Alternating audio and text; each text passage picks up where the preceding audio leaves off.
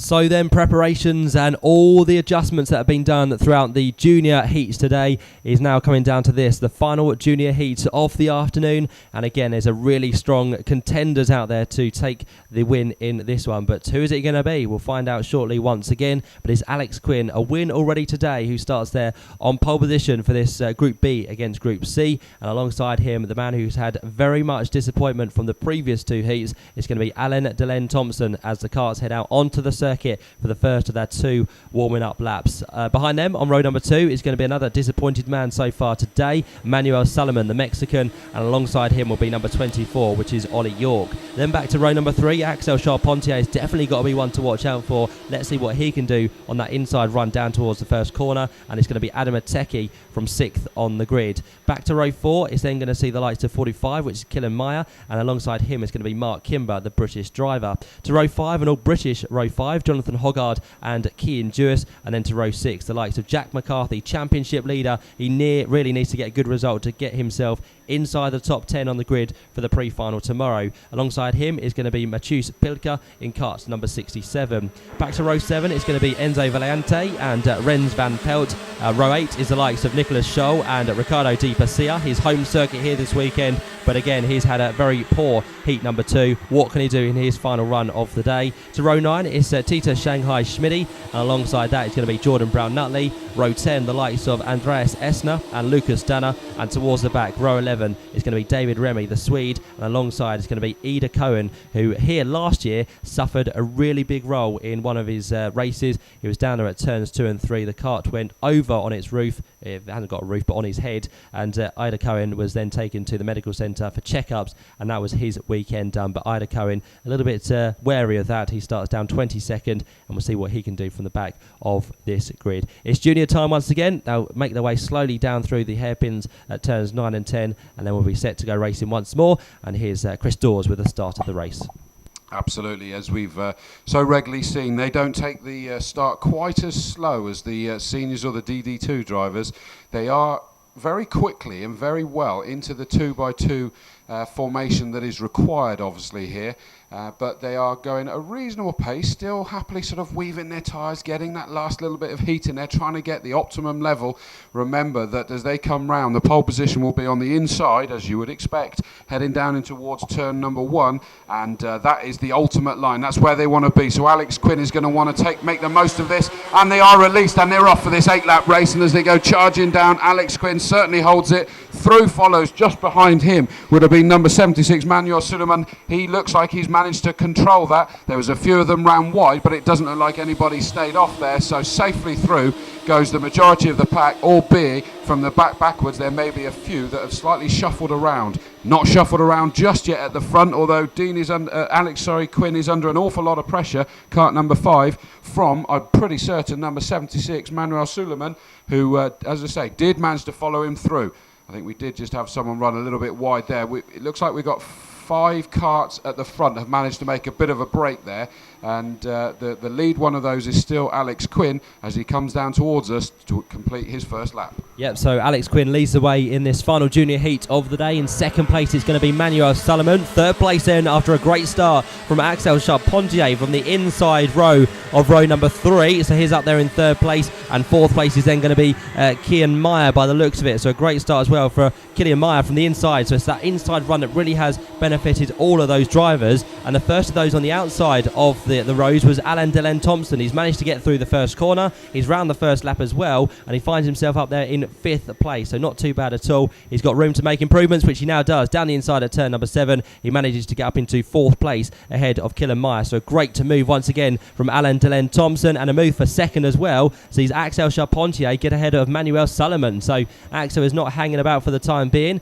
He can see Alex Quinn just drifting away in the distance here. He needs to get on with the job in hand, and now he can charge to see if he can close down Alex Quinn, who at the end of this second lap of the race is going to have a fairly big margin out front now. The gap is up to 0.6 of a second.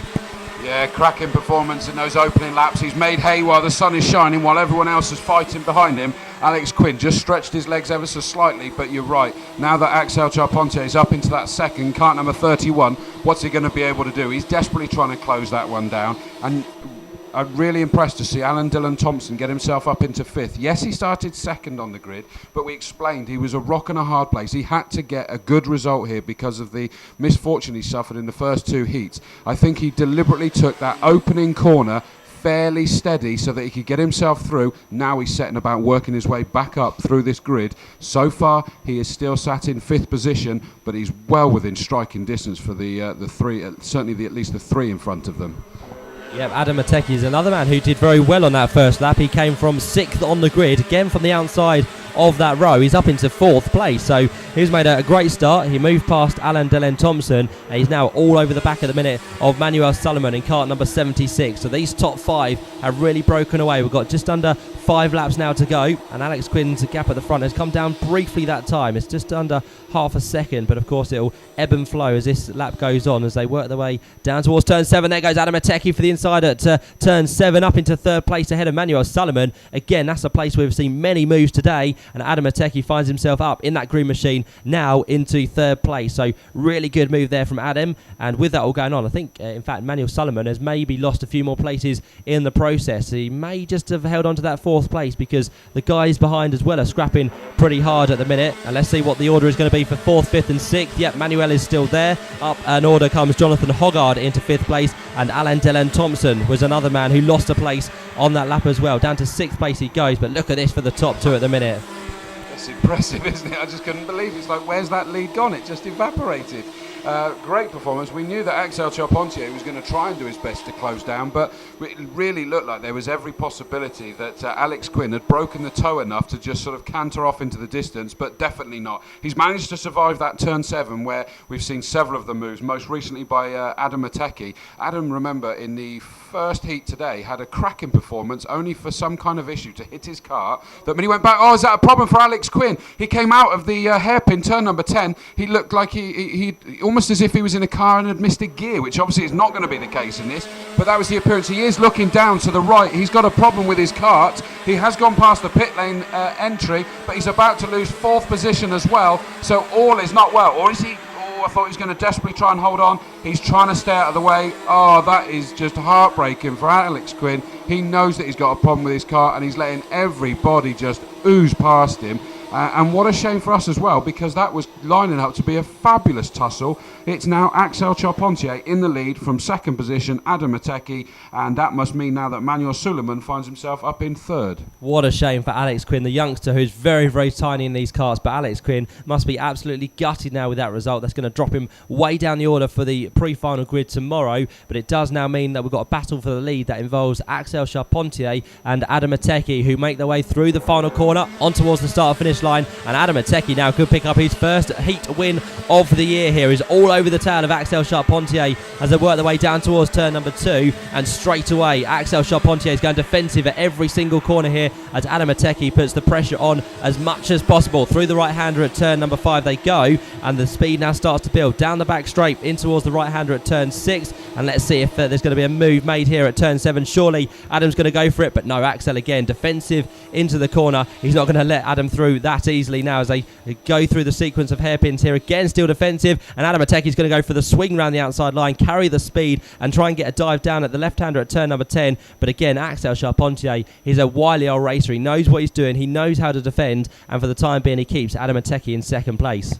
How impressive does that make it, that we can call him a wily old competitor when he's just a young lad, and so that shows the quality that he's been displaying up until now, and he's making that the widest kart possible. I'll tell you someone else who I've just noticed is really impressive. Up into 4th position, 78, Jonathan Hoggard, who started in 9th position on the grid, and he's got himself right up there in 4th position ahead of Alan Dillon Thompson and Jordan Brown Nutley. So there's really in the mix. Jack McCarthy in 10th position, so he's not managing to get up quite as much as he would like to, but out in the lead it is still just about Axel Charpentier. Remember, he came into this as 3rd in the championship as they go round the first of the hairpins, turn 9, head down to the 2nd, turn 10. He's having to go very defensive, not by just covering that inside line, but pretty much covering the middle of that circuit somehow. But look at this as they come round the last 2 corners, 11, 12. It is just about Axel Charpentier.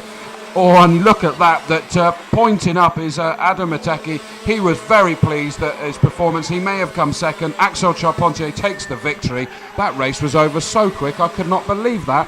Adam Matecki pleased with that second because he knows that he was fighting hard and he can take that confidence into the all-important Sunday. Yep, he certainly can, but what a drive from Axel Charpentier. He picked up, of course, the victory there after Alex Quinn, who just comes to the line now. He will get a finish, which is great to see, but Alex Quinn must be so disappointed after that race. He was leading, he was having it comfortably, and he could be on for his second victory of the day, but that just went by the wayside after the poor results there. But Axel Charpentier for Strawberry Racing again, their dominance shows, winning by a tenth of a second ahead of Adam Matecki, who sits 17th in the championship after the first round. This is looking to be a much better performance for him this weekend. Manuel Sullivan, Jonathan Hoggard and Alan Delenn Thompson, your top five, with the Brits next up with Jordan Brown-Nutley, Ollie York, Mark Kimber in there as well, and 10th place for Lucas Dunner. Of course, just above him was Jack McCarthy and Mark Kimber. A little bit lower down from the back, Ida Cohen. We've got Nicholas Scholl, who had a penalty towards the end, so 5 seconds applied to his time,